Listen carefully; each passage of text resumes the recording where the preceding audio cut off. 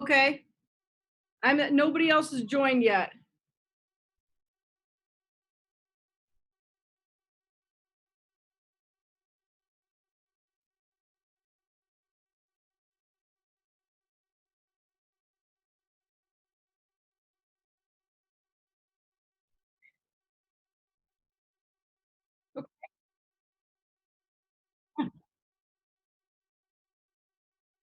Okay, and I talked to Jeff, and what we plan to do is, I think I tried to make him. I put so I could make other people a co-host, but I'm not sure I can get that working right now.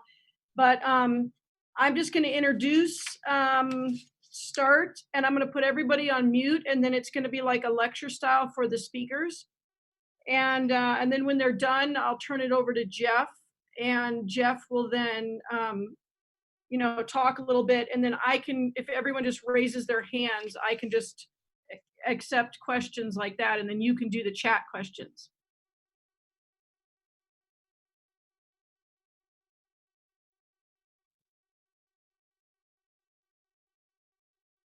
Well, if you just raise your hand, I'll unmute you, and then you could just ask the question.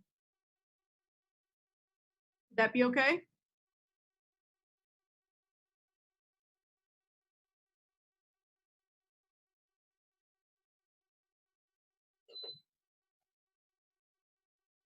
Yeah. Oh, okay. Well, I could repeat the question, I guess. Yeah. Or you could text it, whatever. Yeah, we'll work it out. I don't know if there'll be a huge amount, but I'm sure there will be lots, but I don't know if there'll be a huge amount on the live stream. This is pretty cool. We'll see how it works.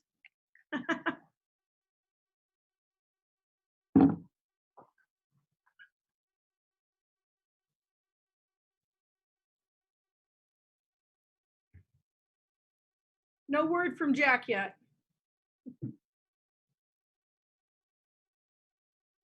Yeah. Yeah.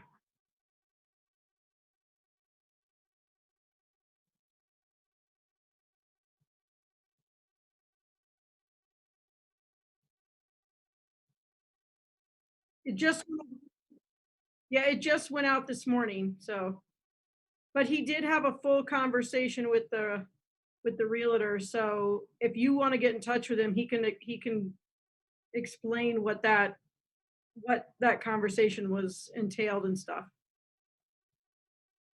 Yeah.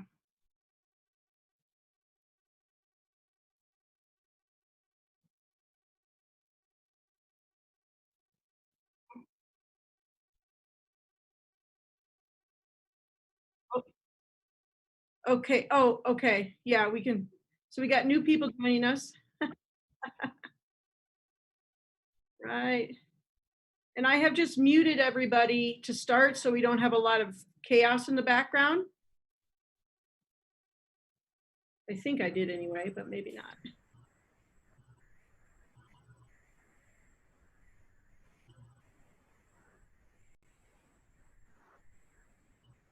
Hey, Dave.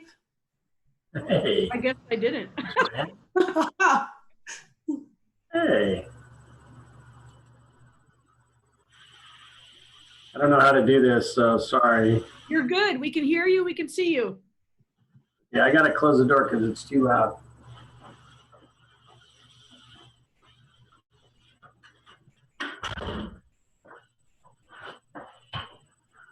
Okay, well, I hear all about these things, so.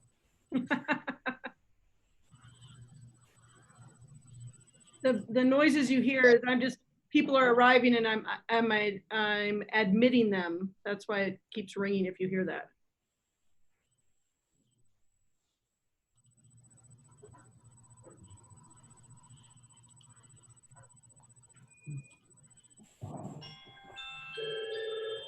Uh-oh. Brass specialties. Whoop. I'm still working.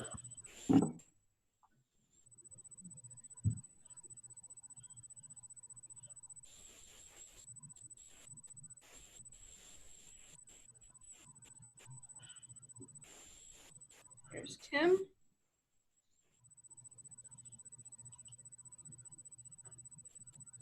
Hey, Tim.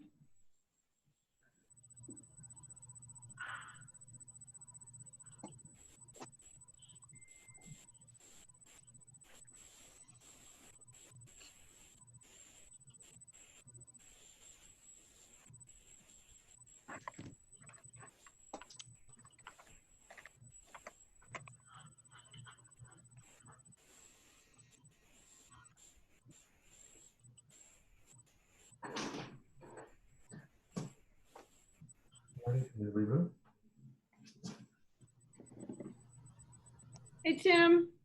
Hey, how are you? I'm good. Good. We'll see if this works. It should. I think so. In theory, yeah.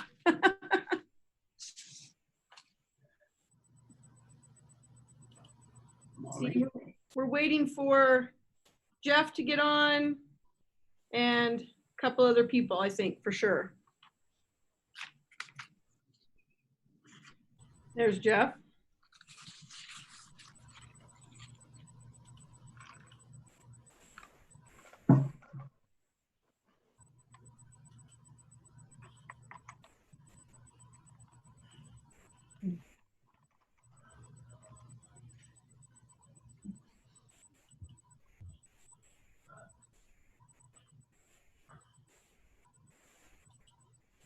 I do feel like the Brady Bunch when everybody's in the gallery mode. I know. I've got to do that. There you go. That's better for me to see everyone. Okay. Hey, Kim. Hi, Kim.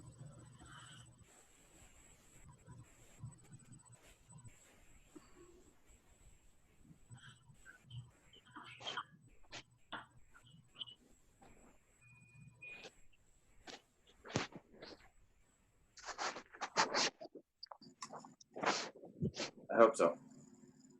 Yeah. I hear, David Hi.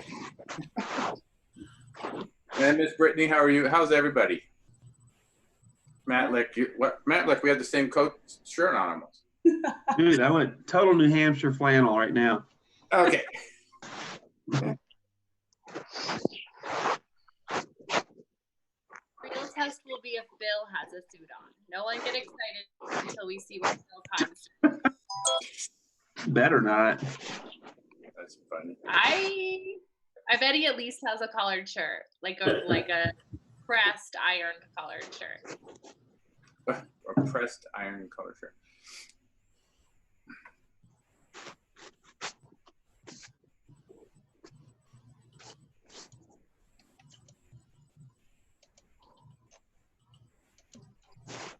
Hey, Jeff, when you see everybody that you expected to be here, let me know. We've got a couple minutes yet before 4, so. Okay.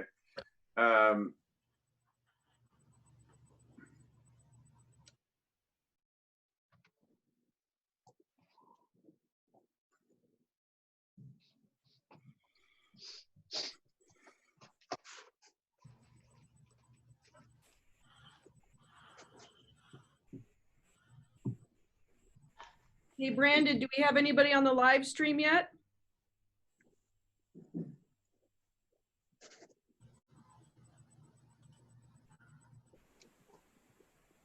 Doesn't hear me.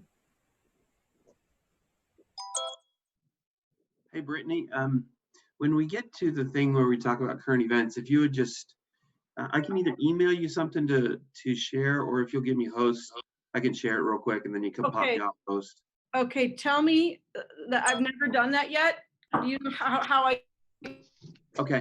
Click on participants down below. just my setter clicked for that, but yeah. Okay. Tim, I don't think you have to be host to do that. You can just screen share. I think I allowed everyone to screen share, so I don't think I have to give you host, but if it doesn't work, I think I can see I can click on you and then give you make a host. Okay, got it. Okay. Sorry, I'm learning at a high speed here on this as well.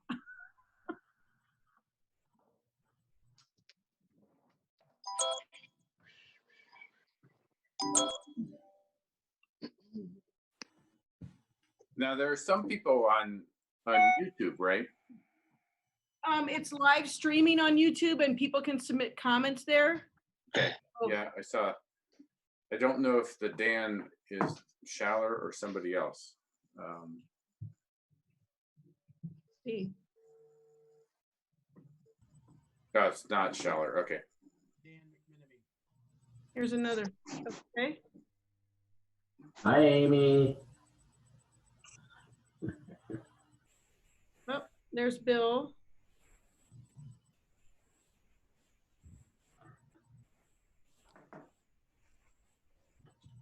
This is Amy, and I'm just quickly figuring out how to pin both interpreters so I see them primarily on my screen.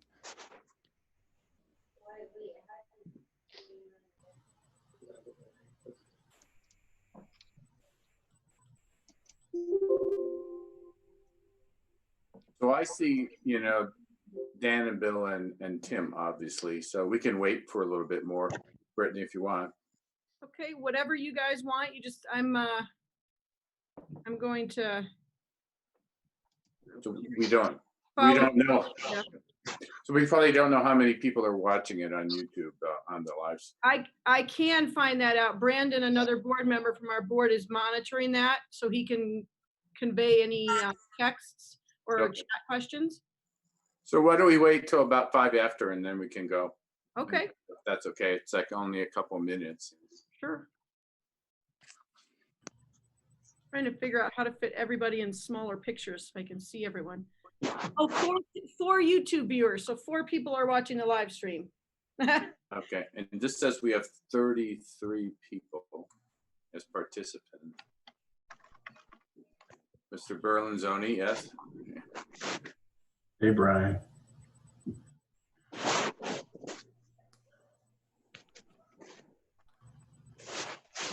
Hey, Gary Steuven, move your camera so I can see your car better. Your car? Only meant to be in the back. Oh, hey, there it is.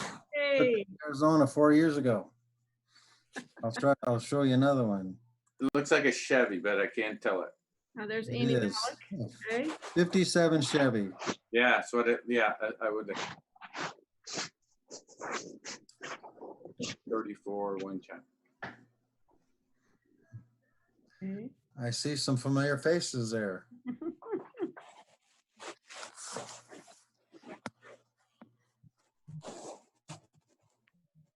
It doesn't look like we're adding very many people, so I'm looking real quick. I'm just gonna ask if everyone, if you could give me a thumbs up or whatever. I haven't muted everyone. I just will leave everyone to control their own microphone. So if there's background noise or whatever, but as long as we're not having interference, I think we can leave it that way. Yeah, so it looks like what we have 34 people on this. And 4 people on the live stream. Okay, and can we see who all else is here? See. Brittany, can you see who's not on the screen but on this, or I can't? I can see everybody on my screen. I got to toggle back and forth because there's so many. Oh, yeah. But I have a list of names of people that have called in. Alrighty, so why don't we just go ahead and do this? This is interesting. I haven't done this many people before, but I want to thank everybody for coming. And what we decided to do was, I think there's a lot of people who need to, who want to talk about the money issues, you know, that affect all of us. And we're lucky to have Dan and Bill and Tim here to talk about it from different perspectives.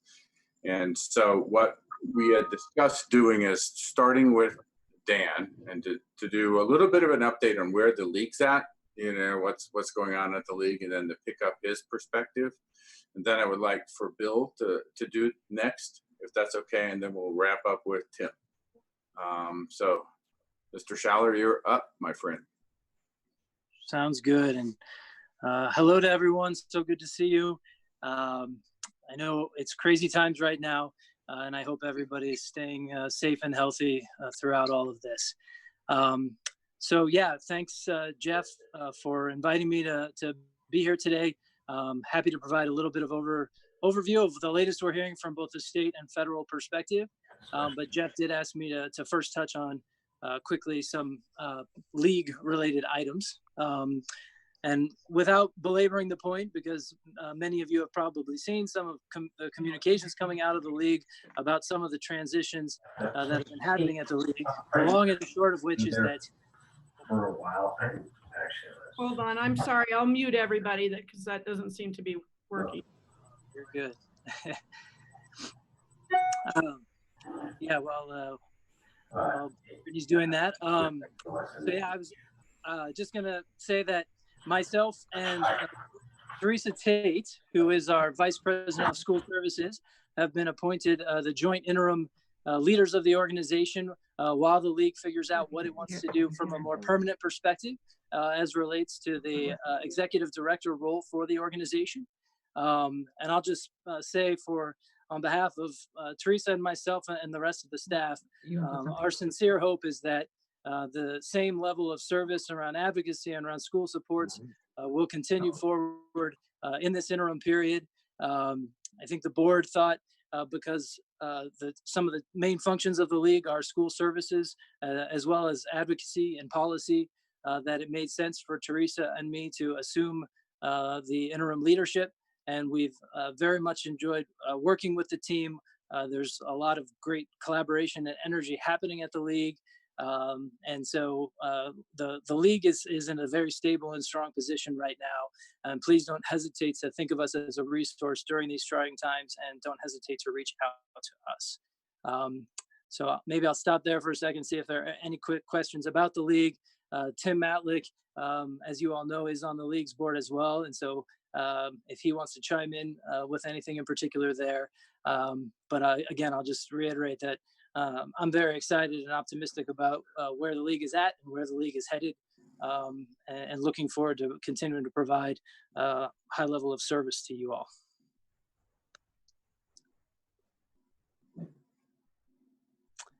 All right, well, don't hesitate to follow up offline if folks have any more particular questions or want to ask anything about that. But then pivoting to the state picture and sort of the latest conversations happening right now.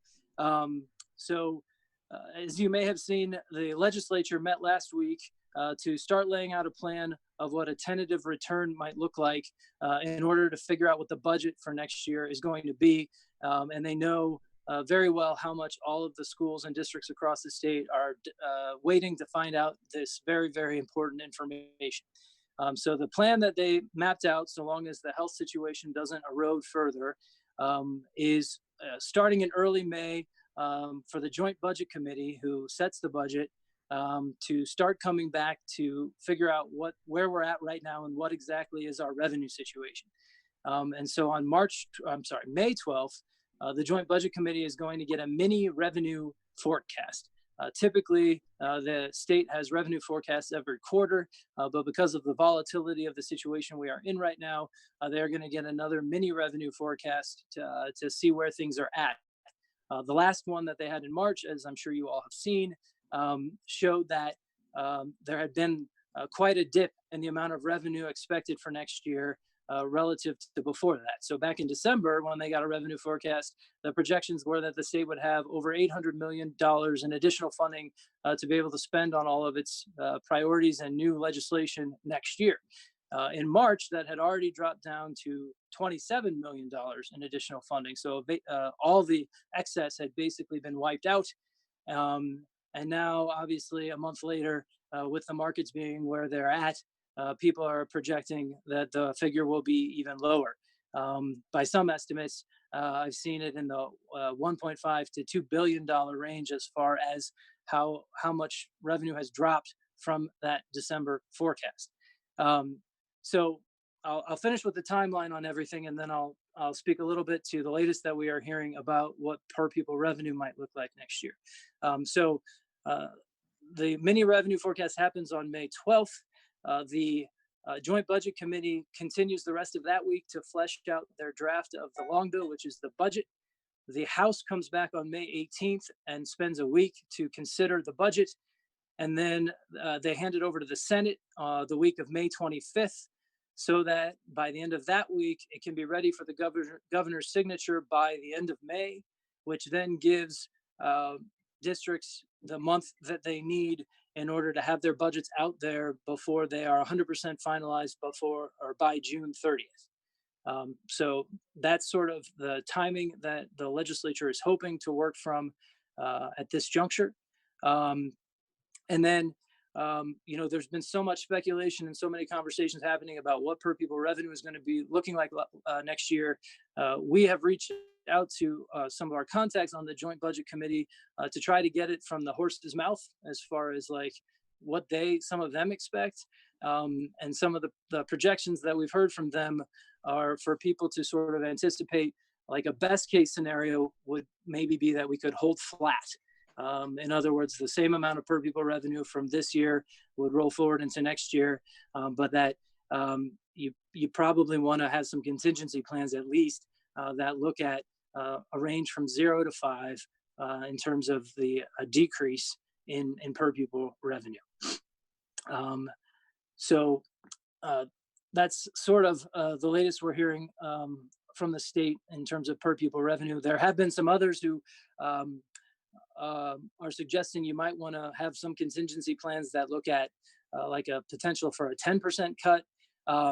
It doesn't hurt to map out some of those scenarios, but I think why I feel like a 0 to 5% projection at this point is maybe the most realistic range of where things could land, is because, as we all know, the schools and the districts across the state have been advocating for years about the budget stabilization factor, and we can't increase the budget stabilization factor.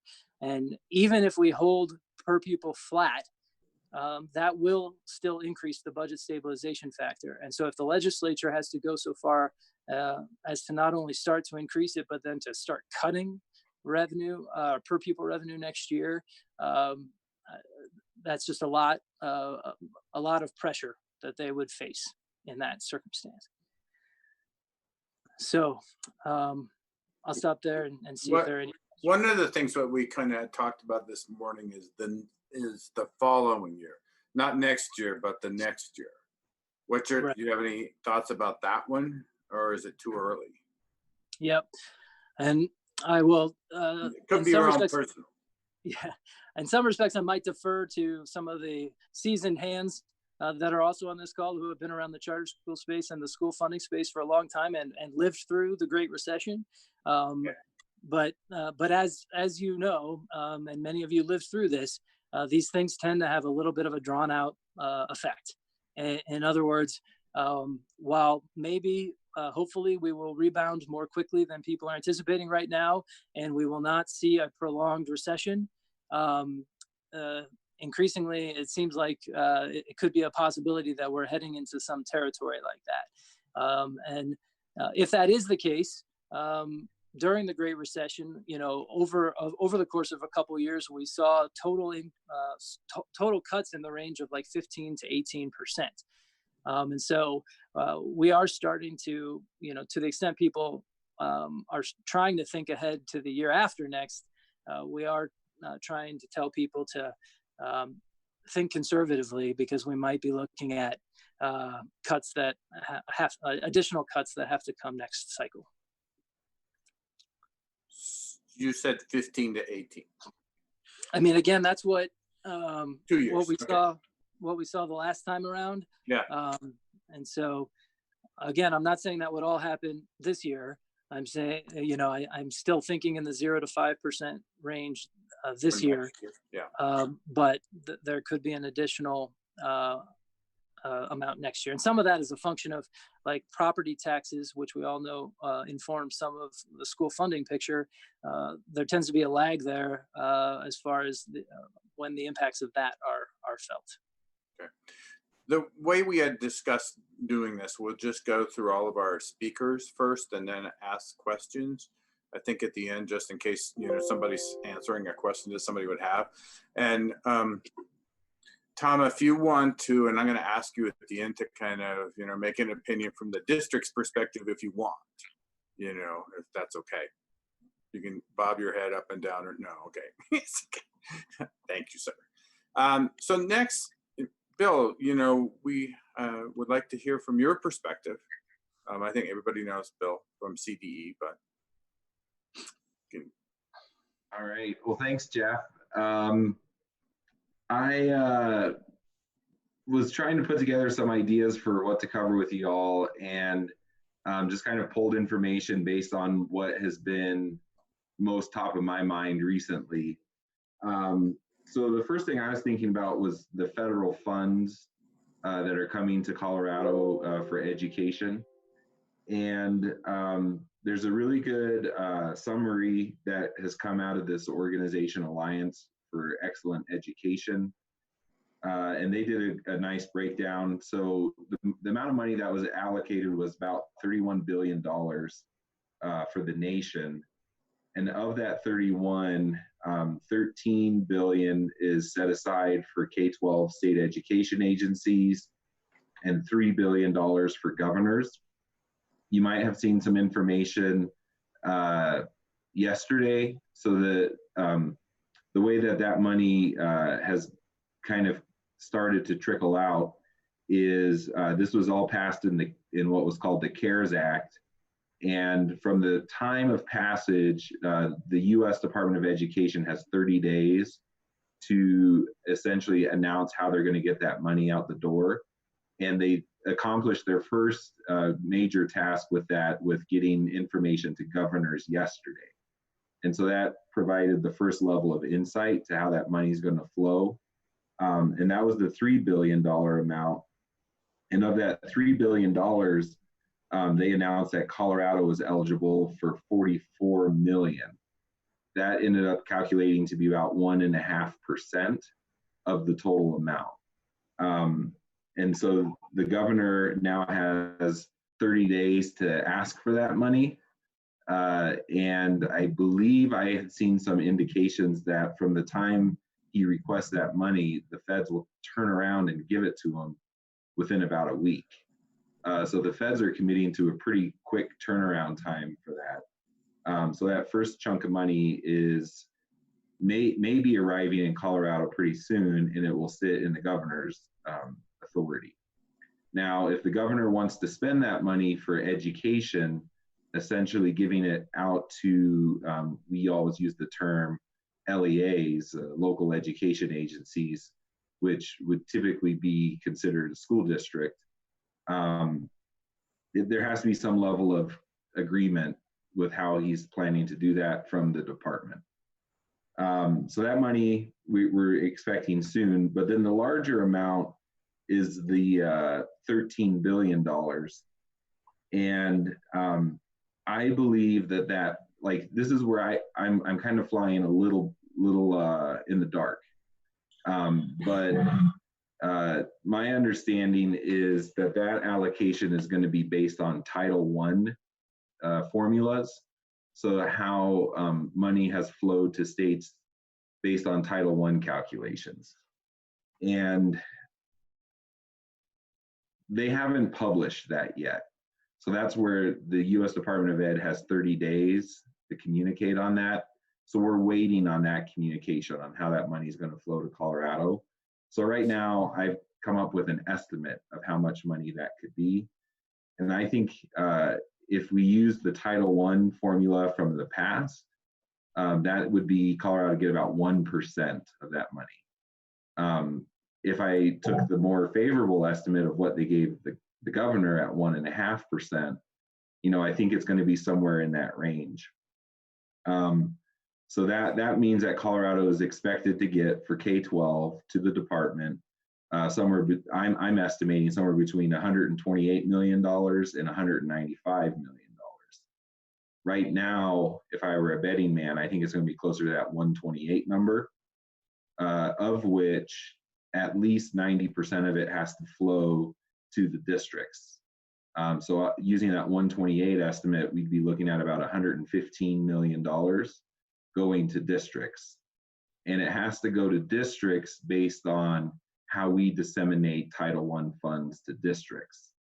And what that means is that a district like Denver, from a per pupil basis, would receive a larger amount because they have a higher Title I population than, let's say, Douglas County, where they have a much lower Title I population.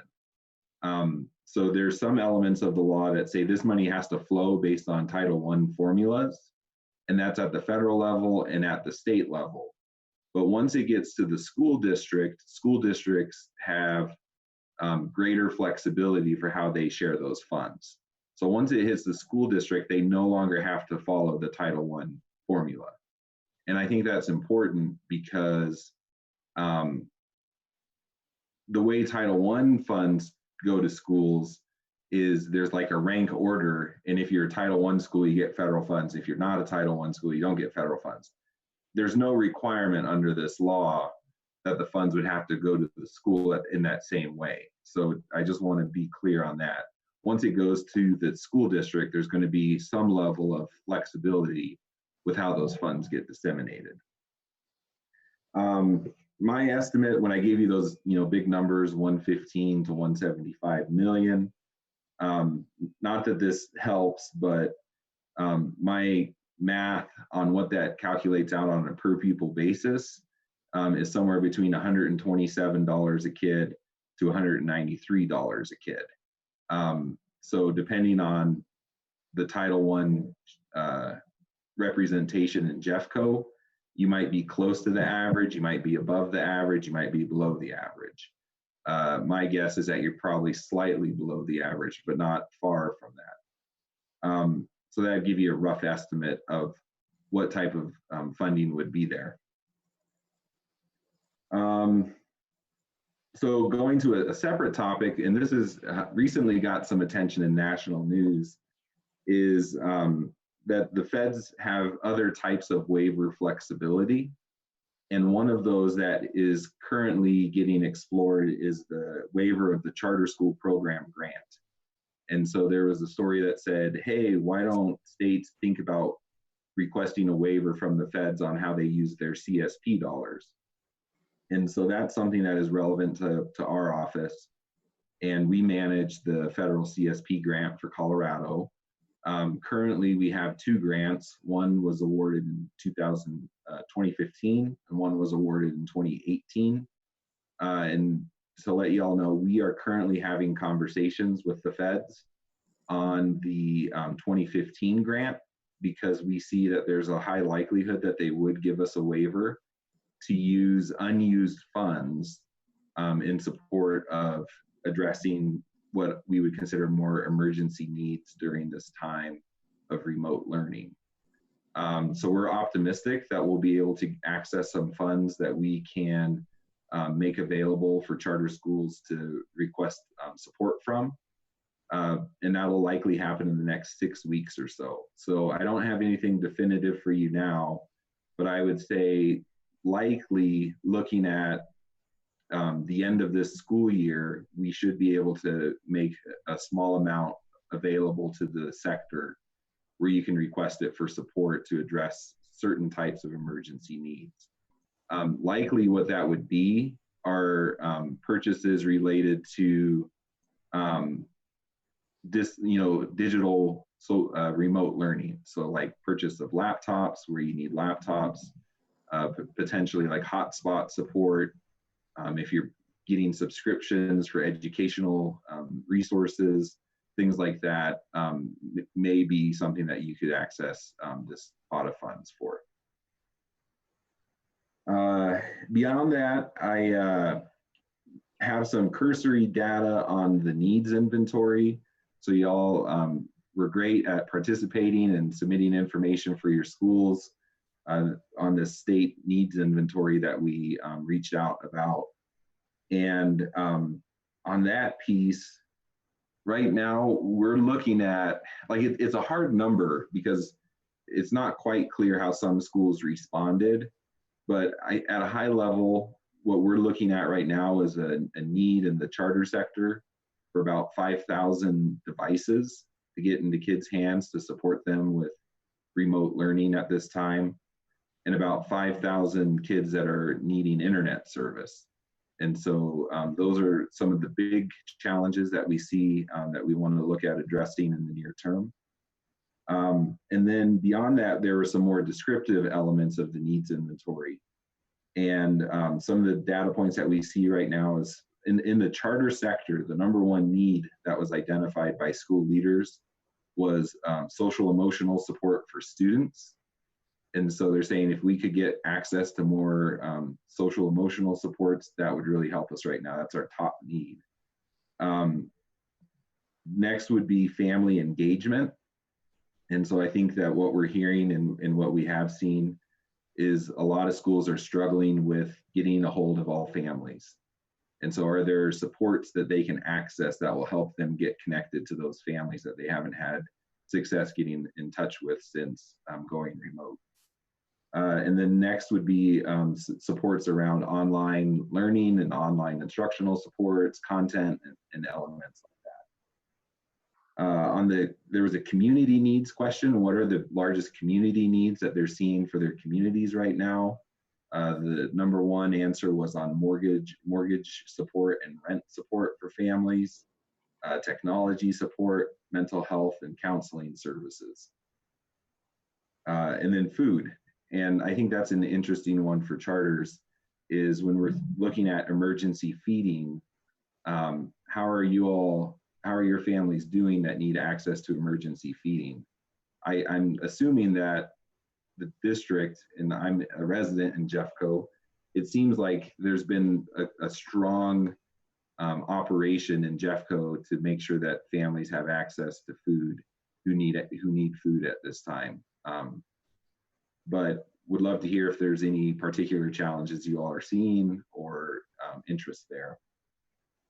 And then finally, on the needs of students, which students are schools reporting that they feel like they need the most support with? And right now, what's showing up most noticeable are really the students who are impacted by the shift, like essentially high mobility. So students experiencing homelessness, highly mobile students moving in and out of schools or out of the district, students experiencing trauma and isolation, and at-risk students who are not responding right now. And so that's showing up as and I'll say that finding is consistent with school districts as well. And so the state is starting to look at that as like, okay, as we are starting to see resources come in and where we may have some level of discretion as to the investments we can make for supports. Right now, these are the early data points that are saying maybe this is where we would want to focus some time and effort. And that's what I have right now. I'll just ask a quick question. What's your feeling about the FTE number or what Dan was saying? And then we can go on. On like what projections for PPR for next year? Yeah, PPR. Yeah. I'm gonna say Dan's probably the most versed on that conversation. So he's monitoring conversations happening with General Assembly, JBC. Okay. But I think that, you know, it started with that $800 million favorable quickly got written off, that we're probably not going to have that. Best case scenario, we're looking at flat. And now, you know, I think Dan mentioned somewhere around 1.2 million cut. I've seen articles in the Denver Post saying legislators are talking about potentially $3 billion reduction. So I think it's a lot of speculation now, and we'll really have to wait until there are some official communications with the Joint Budget Committee. Okay. Yeah. Don't go away. Thank you. Can I jump in and ask one quick question, and Bill, you and I can maybe follow up on this later. I had heard today that some states, and the most specific example I heard was Tennessee, have adopted something at the state level that requires that the districts make sure they share that that revenue from the stimulus with our charter schools. And so would love to continue the conversation with you about what that something similar might look like here in Colorado. Great, thank you, Dan. And I know I have started conversations with our federal programs office. When we receive federal funds, we do have certain obligations for inclusion of schools, you know, like even at one area, it's about private schools and private schools having access to some of the federal funds that come in for particular federal purposes. So I know we're starting that conversation, and I think that there's some general guidance, and I know like what I've heard said currently is it's likely that these, and you know, we're speculating, waiting for what the federal guidance is, whatever they publish. But you know, they were using the terms era, that you know these funds will likely flow in ways that they did under ARRA, and I was early leadership when ARRA was just kind of wrapping up.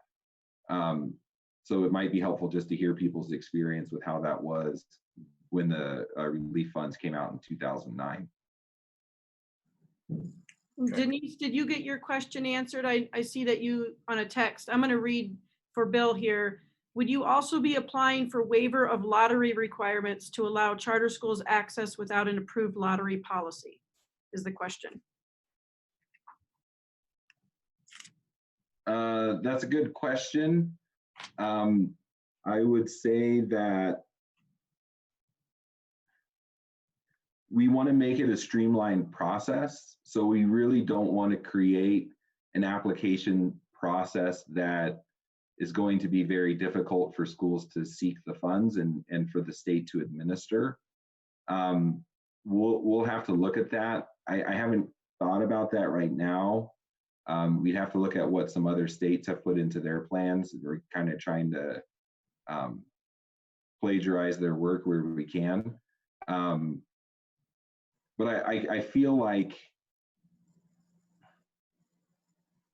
with the policies that we've had in the past, I don't anticipate that would be, even if there was a lottery requirement or a random selection requirement for enrollment, that it would create a significant burden for eligibility for schools. Actually, I think with the older schools, it would be problematic because the federal requirements are very specific. And for the newer schools that have, you know, received CSP funds lately, they're probably going to be fine. It's the older schools that would not be eligible. Alrighty, so we'll move on to Mr. Matlick, and then we'll go to Tom. So Tim. So thanks, guys. I've been stalking all you guys, and there's a whole lot of really experienced people in this group, so I feel really awkward throwing thoughts out at you. One of the things that Jeff asked was just, you know, basically on the ground level, what was it like, or what did we do when we went through this before? And I would say right off the bat, the best thing you can do is to try and I hate to give you advice, but I'm just going to throw thoughts out there. But the best thing you can do is to really get out in front of this very quickly, meaning we know it's going to be painful. It's just the way it is. And the faster you can begin to message to your teachers and staff what things look like for the rest of this year and what your plans are for, or potential plans for next year, I think the better off you'll be. Everybody, it seems like they're being pretty, at least on our side, they're being pretty understanding that we're moving very quickly. And they understand that a lot of times what we plan for in the morning, it slowed down this week, but prior, what we planned for in the morning was pretty much shot by noon when a new directive came out. And so truly drinking from the fire hose. But I would say my advice would be wrap your heads around a crisis management plan really quickly and begin to message that out. So one of the things I'm doing is I'm meeting with all the different groups in our buildings. We have 4 different buildings. I'm meeting with all of them tomorrow to say, here's what we think we're going to do. And just helping them know that the budget that your board approved for the April 1 submission to the district is truly not valid anymore. And so you're going to have to go back and you're going to have to revise that. I threw together a couple things to show you. I'll share a screen, but when I do, I want to make sure that Amy can still see the interpreters. So Amy, let me know if you can still see the interpreters when you see this screen. That's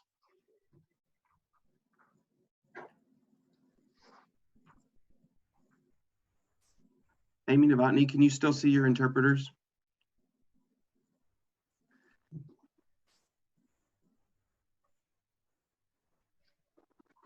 Okay, I'm going to stop sharing just because I want to make sure that she can. And everybody got that sheet. Oh, did they? Yes, that was part of the handout. So yes, we have it. Okay, so then I'll just run through a couple things. Last week, up until last week, Jeffco, what you see in there, the CDE came out on Friday saying to look for between a 1 and a 10% cut in funding. There's the different groups of CSI and what everybody's been saying.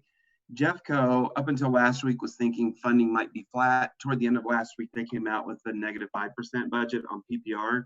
So that's kind of where internally they're beginning to plan heading into next year. Kathleen Askelson said she thinks that's a fairly realistic number at this point, but obviously it could change 2 weeks from now.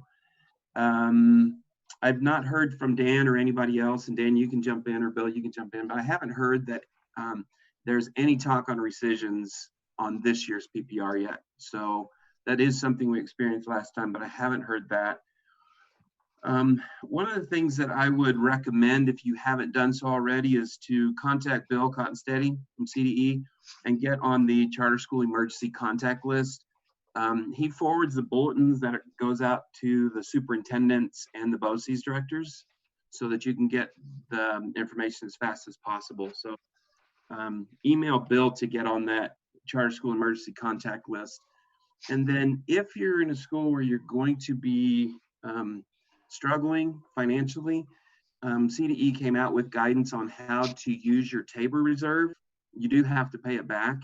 So I'd be very, very careful of doing that, because under Tabor, in essence, you have to pay it back, but we're not going to be able to jump back to full funding in 1 year. So Tabor has a ratchet factor. So when we drop, let me see if I can just pop this in real quick as an illustration. If you're not familiar with Tabor, once funding levels really drop to a new level, even if the economy comes storming back, we don't rise all the way back to the original level in 1 year. It ratchets up by, it's in the Constitution, so it ratchets up from year to year with limits on it. Don't know if that's going to be 1 year, 2 years, 3 years. The only thing that I can say is that if funding does decrease, we won't be back to where we were most likely in 1 year. So it's a multi-year process that's built into the Tabor piece. So just as you begin planning, know that that's out there.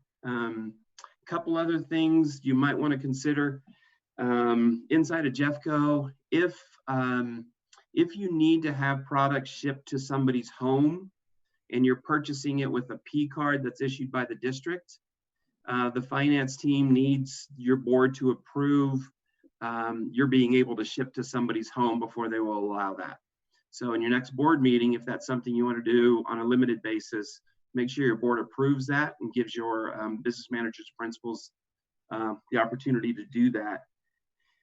The other thing is, I don't know if you have been following it, but Pinnacle Assurance, if you get your workers' comp through Pinnacle this week came out with bulletins that basically said they're adding 2 new categories to their comp premiums. The first one is getting paid, basically when you're getting paid but you're not working at all. They've added a new code which has a 0 cost to it. So, and that's retroactive all the way back to March 16th. So if you can identify those groups that are not working that you're paying, if you are, you won't have to pay workers' comp on those people. And then the other class that they added was a class for remote work. So if you have, for instance, your teachers are doing their remote work online and they're still working, or your administrators are still working, You can reclassify them under remote work, and that's a lower workers' comp code than what you're currently paying. So it depends on what your payroll is, but there's a couple ways, and that's retroactive back to March 16th, the way I understand it.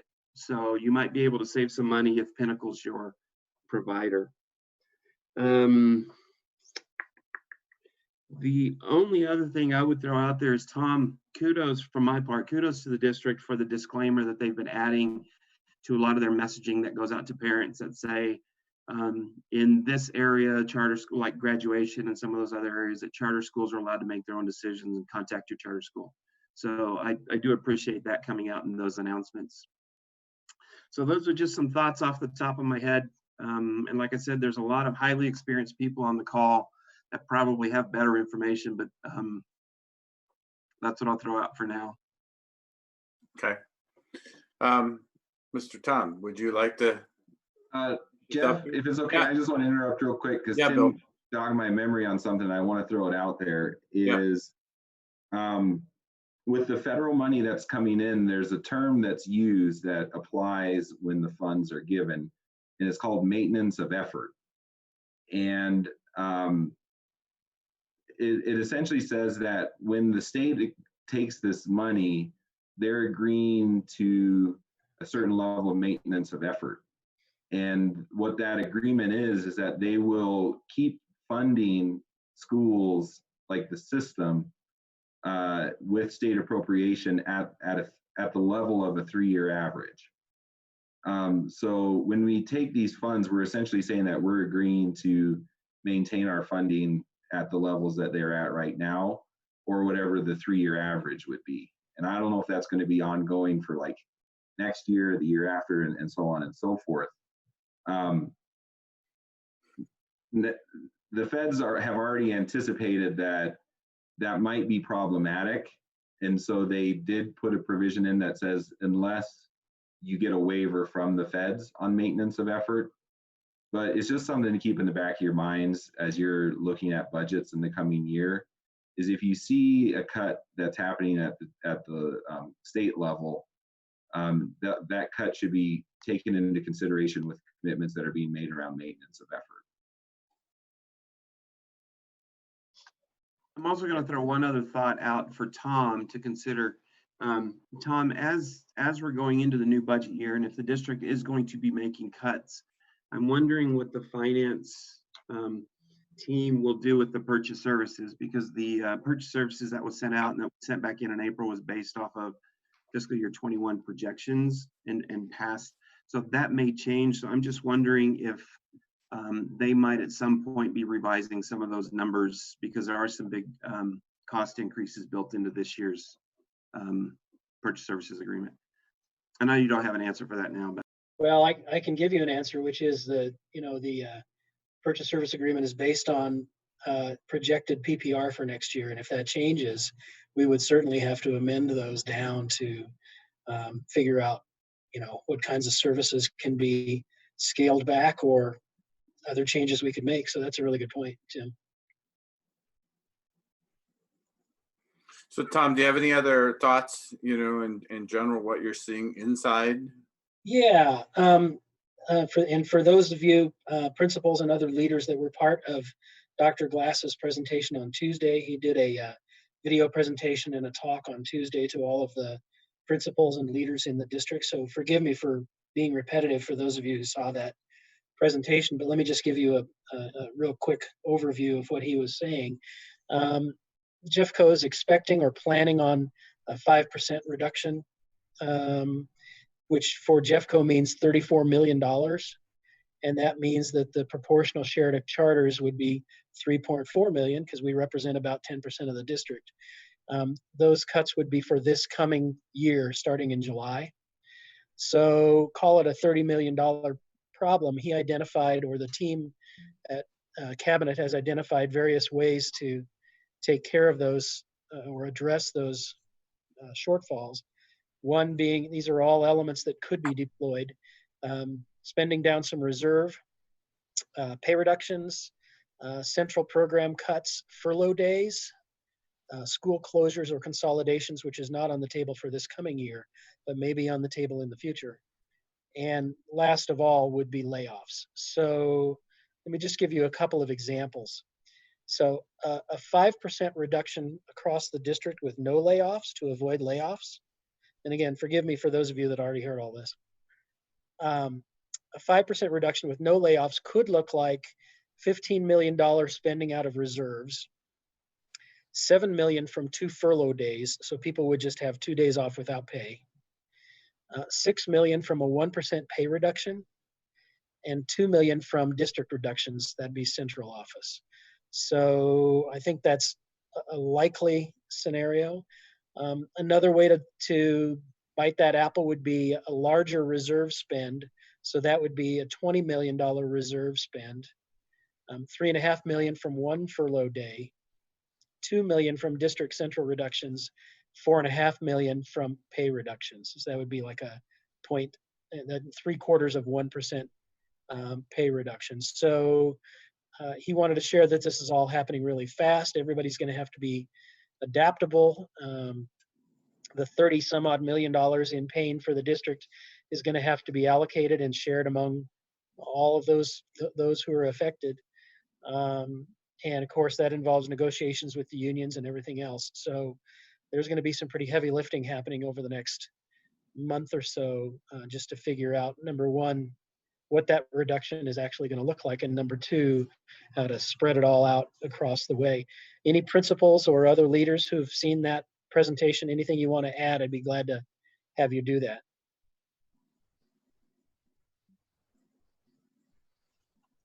In the presentation I'm giving to staff tomorrow, I actually start with some of those numbers to help quantify that everybody's going to be hurting. As we start rolling out the idea that we're, some of the raises that we talked about even a month and a half ago are now off the table. But I'm hoping that grabbing a couple of those slides out of that presentation will soften the blow as we roll out what we might be doing. We actually are planning on the same thing. We grabbed a couple of like Dr. Glass's first 3 slides just to give perspective. I mean, obviously, depending on where everyone's individual school is falling, this does give us, like, I think we can meet or beat what the district might have to do. The other thing that Kathleen did mention is like the district is looking at over the next 3 years spending down to a possible 8% of their current reserve, just to like calculate those, those percentages back to whatever your reserve is. That's the number that Dr. Glass said he was looking at. And then the only other thing, just to add to what Tim said about spending down your TABOR, because I'm on the State Finance Policy and Procedures Committee, is that yes, because we are in a disaster state, you can spend your TABOR, but just I echo what Tim said, it's not looking like the economy is going to pick up that quickly, and paying it back could be really challenging. So, the official stance and vote is that yes, you can spend your TABOR, but you have to pay it back. And at least for Compass's perspective, paying it back seems like it would be really hard. So I would use extreme caution, starting with using TABOR.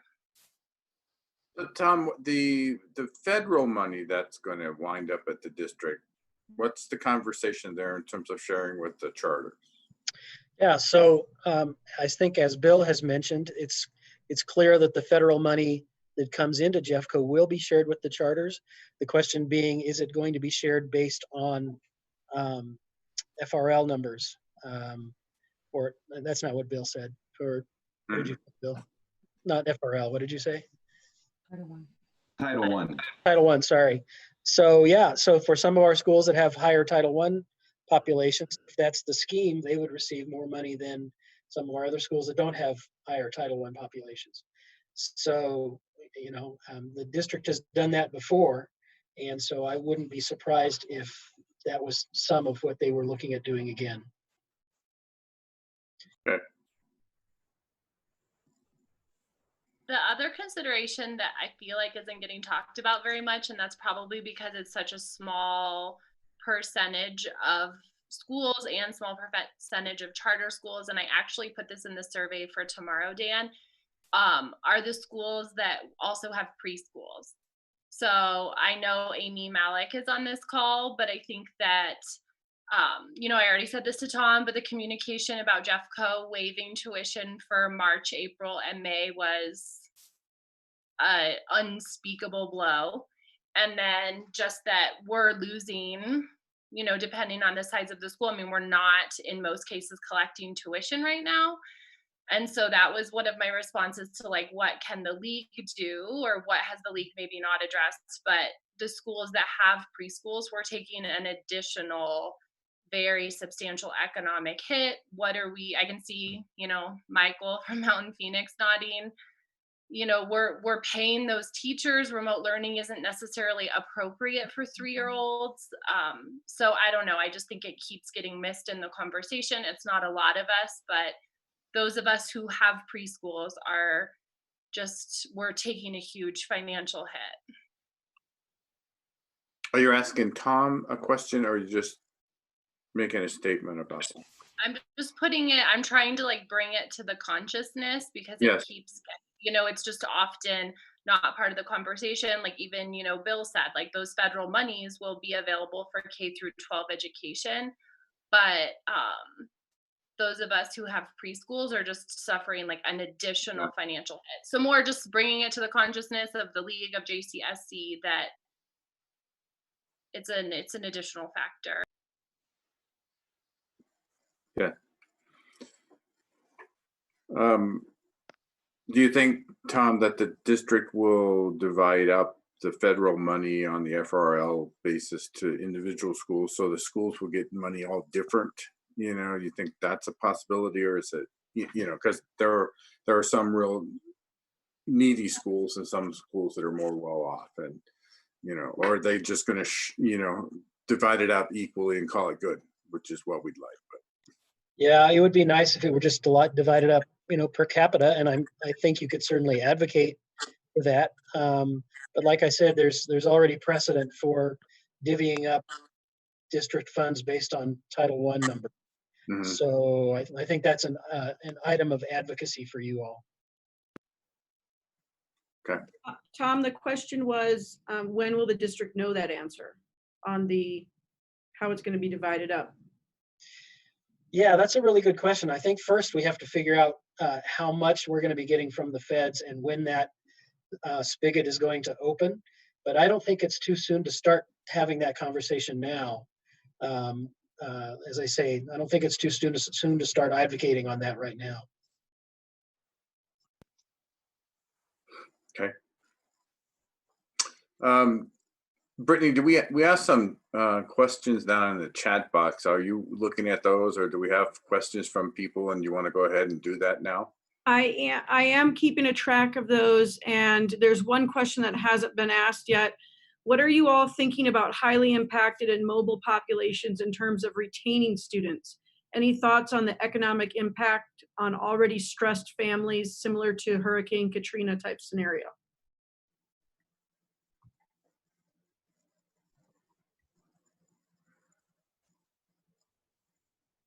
And who are we asking to answer that? Tom or? I'm just asking if there's any experience with what happened in the last recession here in Colorado, or Yes. also anyone that has had any experience with, you know, when there's a disaster, it impacts different families differently. And so I can see a scenario where in the families we serve, they'll be priced out of Denver. They lost their job already, and they may have to move in with other relatives across the country, or there may be families from other places moving into our areas. And I just wondered if anybody had any experience or thoughts on how to build that into your projection for next fall. The 0 to 5%, you can do that pretty easily, but the other number that influences that is the number of kids you have in your building. And that could change dramatically depending upon the student population you serve. It could go up and down. Okay.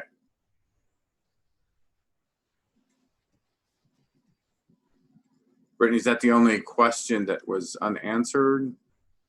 It's and then Laura says it's a really good time to have parents write letters. And Laura, if you want to say this yourself, please unmute and just say it if you want.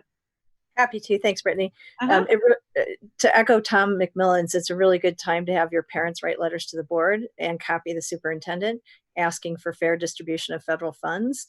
And I know that there's some among us that would like that to be done by title, and some of us who would like it to be done by student headcount. But whatever that is in your world, it's a really, really good time to, if you're not collecting emails from parents, to get that done. So you've got good distribution lists and you can activate parents quickly. Last time this happened, the board did have to weigh in on how those funds were allocated. So I expect there will be a board level conversation of how those funds will be allocated. So get to your favorite Montessori board person who went to Montessori growing up, or whatever that looks like.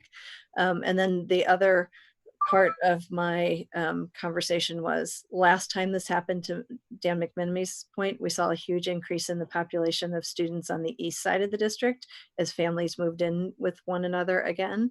I think the houses in Edgewater probably won't see as much of that as the houses on the east side of Lakewood, the east side of Arvada. But I think those of you that serve kind of the east side of the district can start to think about what's increased student enrollment look like, and see those families moving in with one another. On here, 1 minute. Yeah. Denise had a comment, and do you want to make that comment? Sure, just that I was speaking to somebody from another part of the state earlier today, and they're concerned about parents that in the past had considered homeschooling but thought it was going to be too challenging, now realizing it's a better option than what they had considered in the past.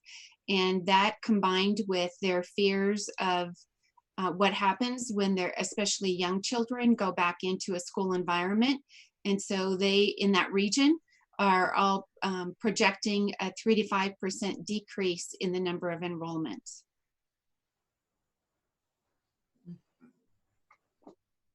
I'm going to jump on that a little bit. The two things that I'm actually going back to our board for right now is to get waivers on enrollment caps in some of the classrooms in case we have an opportunity to increase enrollment or need to. And then if you have board mandated reserves that you need to set aside every year, now may be a good time to touch base with your board and see if you can get a waiver to that set aside and potentially have those funds available to spend down if you need to. My concern there is if you wait until more budget cuts come through, then you're 30 days out. And so what we're doing is we're asking for those waivers from our own board in case we need to exercise that quickly. Just something to consider based on your board policies, as everybody probably has different board policies. Michael Heffernan, do you want to bring up your comment?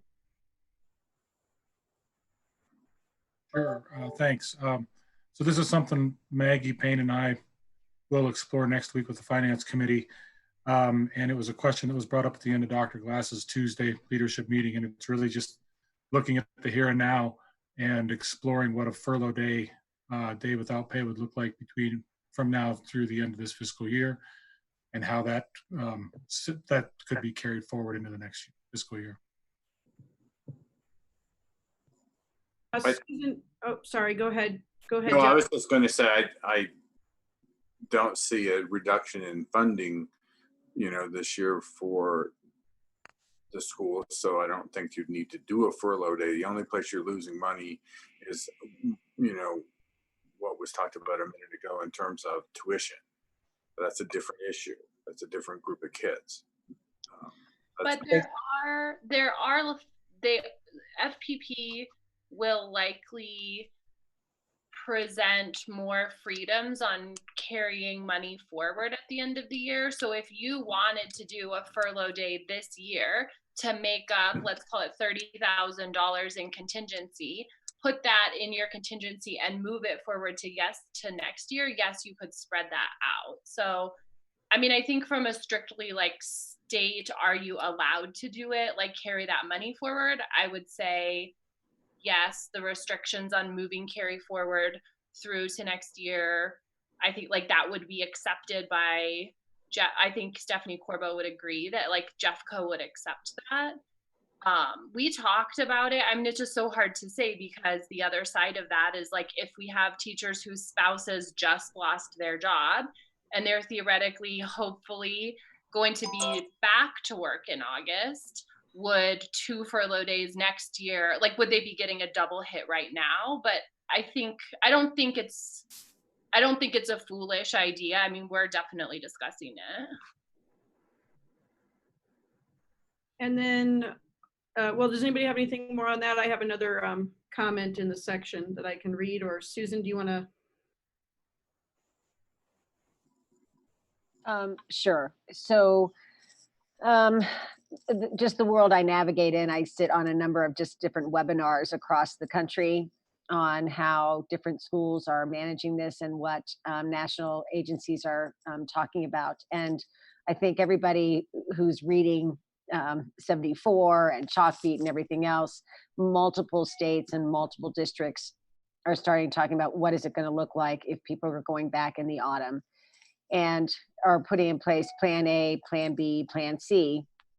You know, do you have master teachers working with new teachers? And so staffing is going to be different. And that may be from a more district-wide perspective. It's certainly, we haven't talked about that in Jeffco, but I'm just talking other districts across the country, from Baltimore to down in Atlanta and Dade, Miami, just how they're rethinking what those structures might look like. And there's also the conversation, you know, do we just have 15 kids in a classroom instead of 30 because of safe distancing? Does that mean we start doing staggered classrooms instead of Monday, Wednesday, Friday?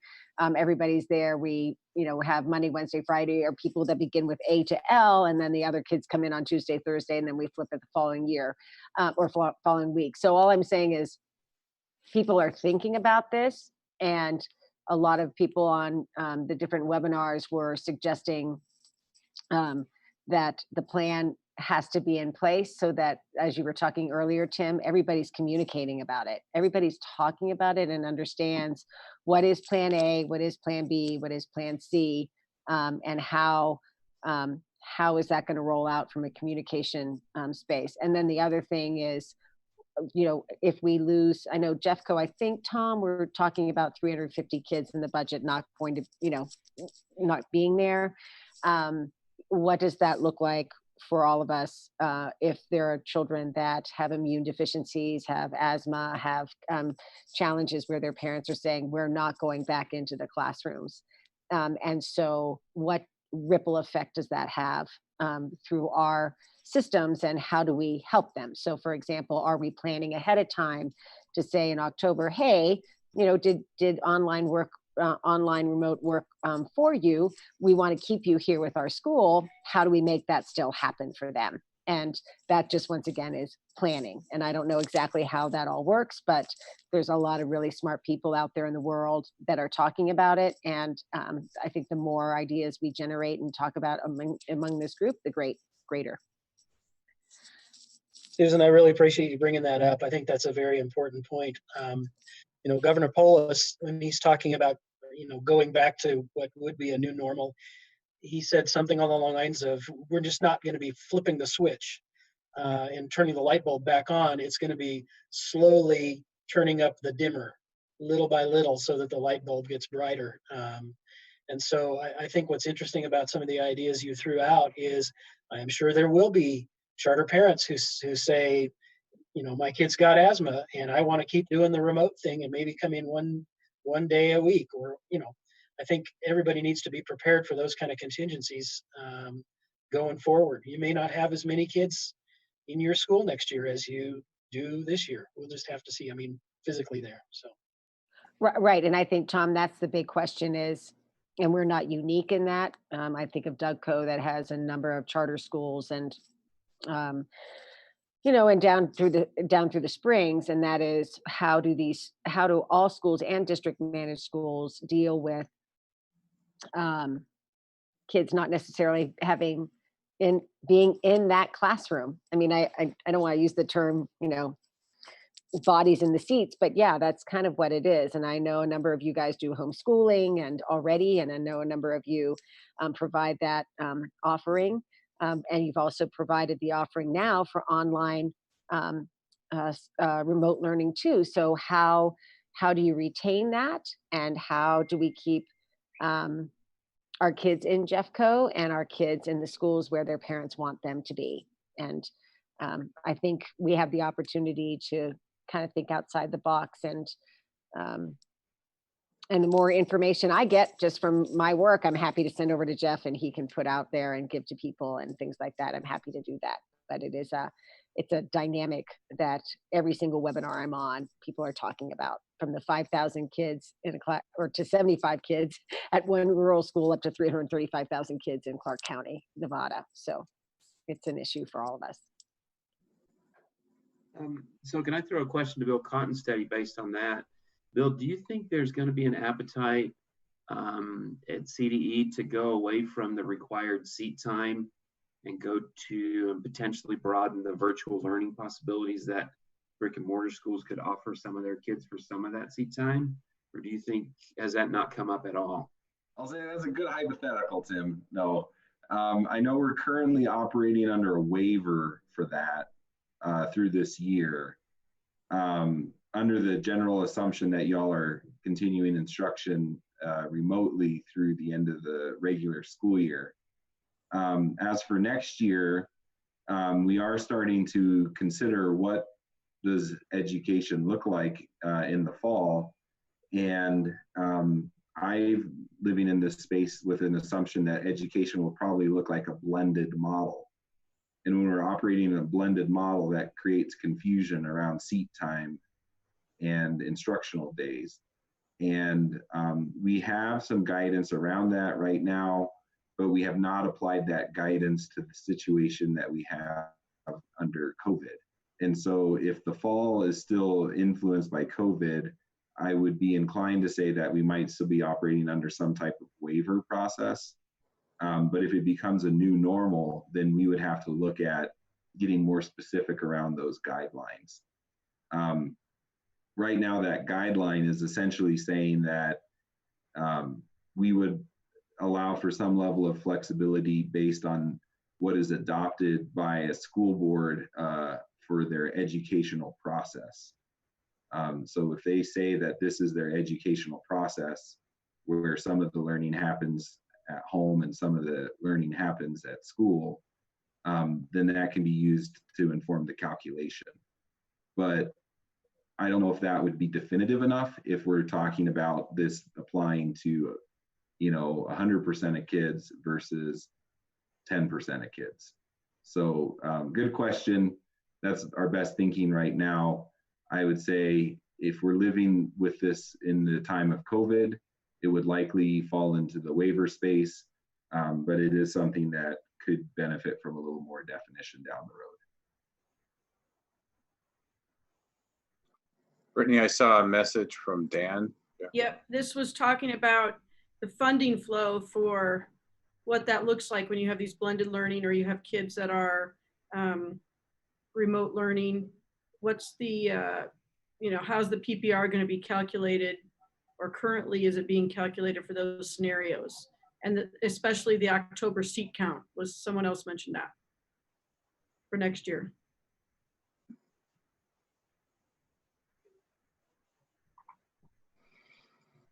Kind of open for questions now if you guys have anything additional. And also part of that is we may want to do this again in 35, 40 days and see if we can see how life has changed for us. But do you all have any more questions for each other, or not too much? And I presume that everybody's doing okay with the real task at hand of educating kids. That seems to be going okay. Probably so.